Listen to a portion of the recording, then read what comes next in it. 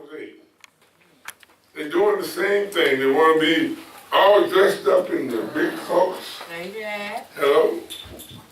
They want to be praying openly in places and doing things that is against God's house.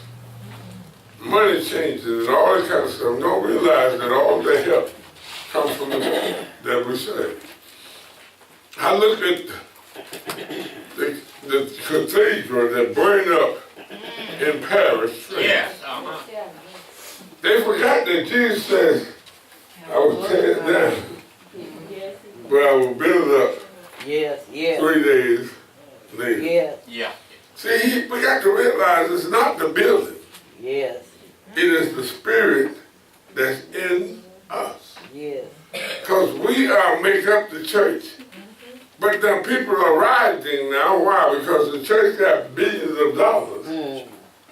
But they're depending on the people and the government to fix up the church. They don't realize that building is no good without them. Amen. And that's the same situation that we see in Romans 8. And we're going to start reading at the 9th verse. Well, Paul was kicking the teeth out of Peter and all the rest of the disciples because they did not want to go out and spread the gospel that Jesus told them. They were still hanging around Jerusalem, Look out, Doc. scared to go out. But old Saul, when he got converted, when he met Jesus on Damascus Road, he found out some things that they didn't even know. God shared with him that he needed to go to the Gentiles. Yes, sir. He needed to preach to the kings and all those people that think they know it all. Okay, but the disciples didn't want to accept him. But they wanted to stay right there in Jerusalem. Yes.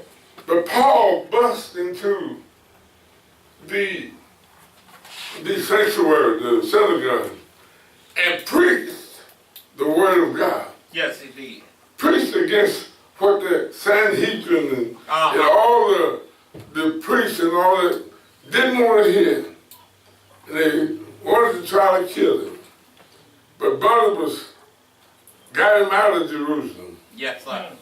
By letting them down over the wall in a basket.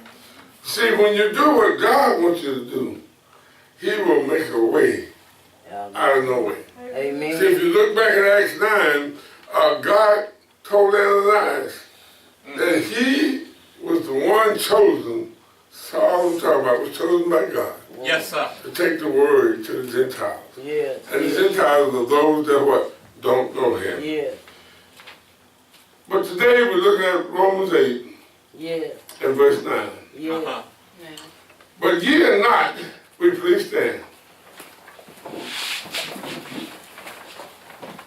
But ye are not in the flesh, but in the spirit. If so be that the Spirit of God dwell in you. Now if any man have not the Spirit of Christ, Well, he is none of his. Yes.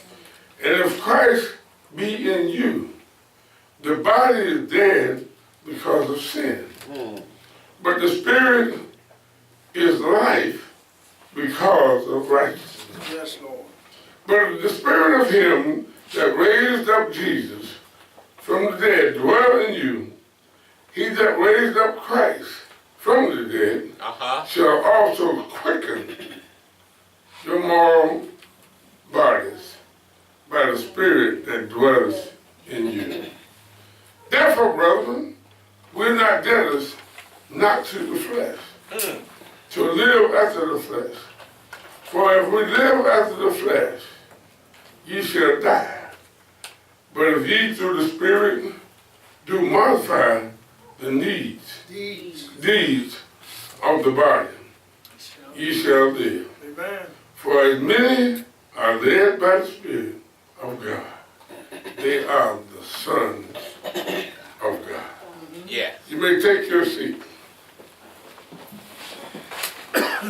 Our message this morning Uh-huh. is a simple one. Is he resurrected in you? You see, I've been watching and over the years since I started walking with the Lord, that we, as Paul told us in Romans 12, that we can't be what? Like the world. Amen. But we have to be what? Renewed in our mind. Mm-hmm. And see, in your mind, that is also your spirit.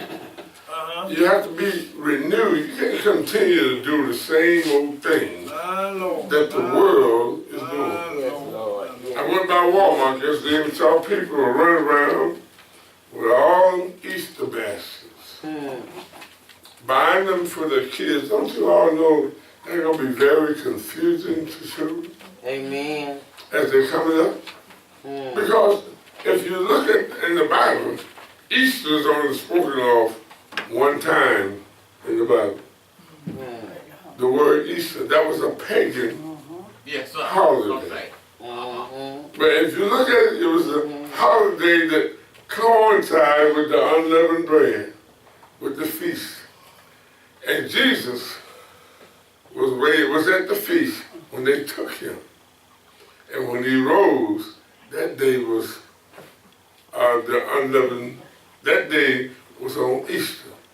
So it's not about the Easter eggs and the rabbits. No. It's about Jesus being resurrected so that you and I could live.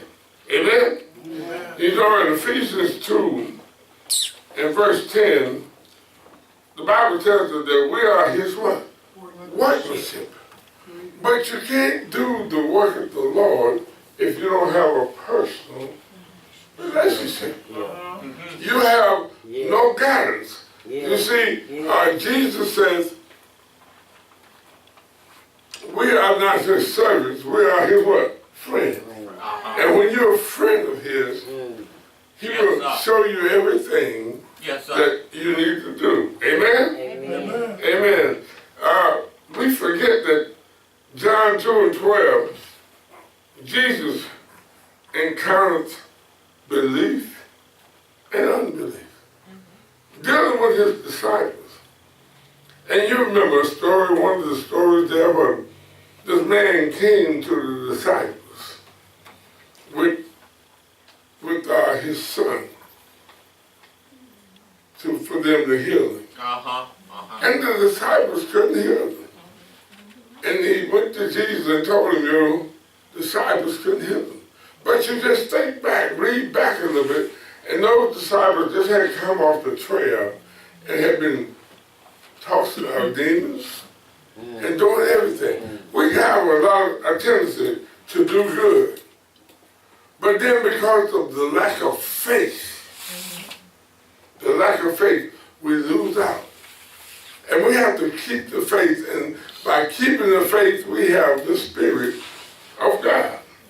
In John, the 3rd chapter, you look at Nicodemus there. The Bible said that Nicodemus came to Jesus by night. A lot of people want to put Nicodemus down and say he didn't want nobody to know he was coming. But the main thing is that Nicodemus came. He came. And he said, Rabbi, I know you are a man of God. You are sent from God by the miracles that you do. Okay?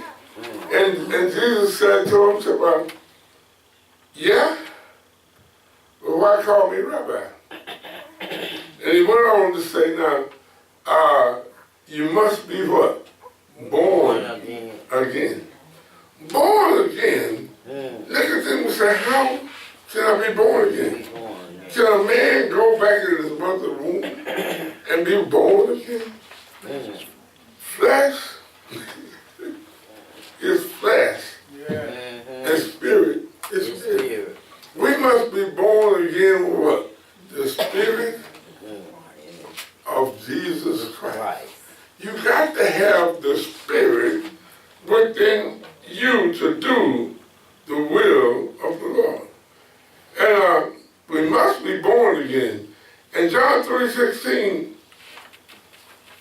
you have to look at that thing, how God said, God so loved the world that he gave his only begotten Son.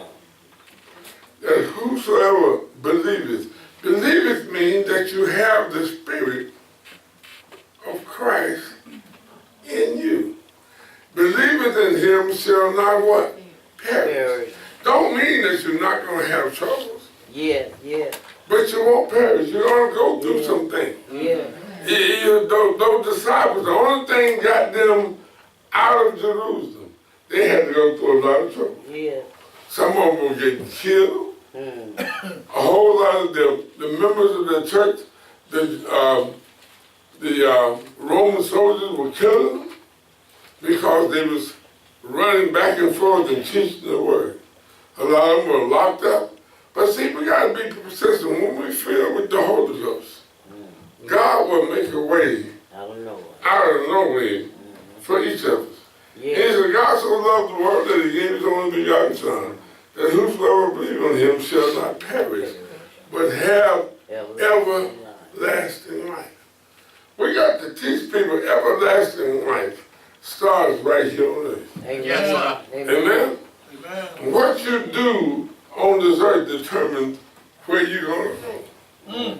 You know, because if you look at Matthew 25 and verse 31, it says when Jesus come back in his kingdom with his angels with him, he gonna make up two lines. One on the left for the goats and one on the right for the sheep. See, he gonna make up two lines. See? And he lays out things that we as people need to be doing to help those that we love. And how can you love man if you don't love God? Amen. See, Jesus is a spirit, and he lives within us. Amen? Amen. And we must remember in John 14, he says, if you believe in God, yes, sir. He also let not your heart be troubled. Believe, if you believe in God, believe in me also. Yeah. Because in my Father's house, there are many mansions. But you notice, you have a choice to accept that mansion. Yeah. Hello? Yeah. The choice is yours. Yeah. He said, if it was not so, I wouldn't have what? Told you. I go away to prepare a place for you, to come back and receive you unto myself. Yes, Lord. You see, he going away to prepare a place for what? Prepare people. Amen. Amen? Amen. So in order to go to that prepared place, you have to have the Spirit of Jesus. Yes, Lord. And Thomas said, well, which way you go, Father? And we don't know that. And Jesus said, I am the way, the truth, and the life. And that no man will come unto the Father except by me. Amen. But we go on down, and he said, I will not leave you what? Comfort. Even though I go away, I'm not going to leave you what? Comfort. The Father going to send back my Spirit. They're going to dwell in you. And we both, the Father and I, going to love you, and we're going to abide in you. That's right. If you got Jesus in you, you're going to be doing his will. Amen. The question is he risen in you? Yes, yes. How can you say you love your brother? You love God when you don't love your brother. Yeah. Go ahead, Doc. We have to help one another with our shortcomings. Go ahead. And I love Paul because Paul explained this thing real easy in Galatians 5 and verse 16. He explains the difference between following the Spirit and following the flesh. Yeah. Let's look at Galatians 5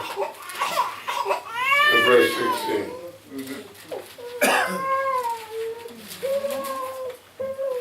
And it reads,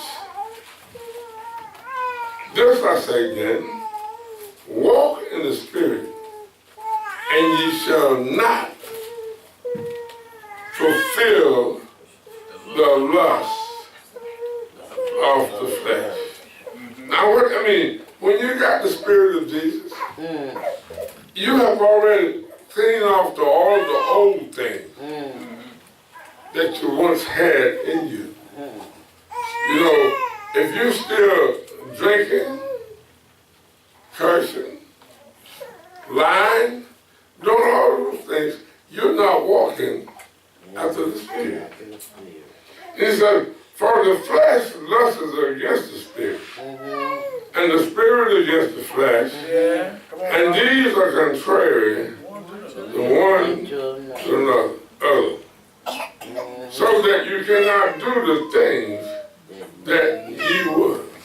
A lot of things that we should not be doing is because the flesh is overpowering the Spirit. If the Spirit is in you, when somebody cuts you off, talk about you, or put you down, you don't give them glory. You don't give God glory. You're going to praise God and say, "Thank you, sir." At least they're thinking about me. Amen? Amen. But if ye be led of the Spirit, you're not under the law. Now look at this thing. Now the works of the flesh are manifest, which are these. Now look at this thing. I want you to look at it with me. They are manifest into your body. The first one is adultery. As you can see them. And you can see the things that you are doing wrong in the Lord. And if you have adultery, fornication, okay, uncleanness, lasciviousness, idolatry, you're running after the dollar instead of giving God the glory. Amen? Witchcraft, hatred, variance, immolation, wrath,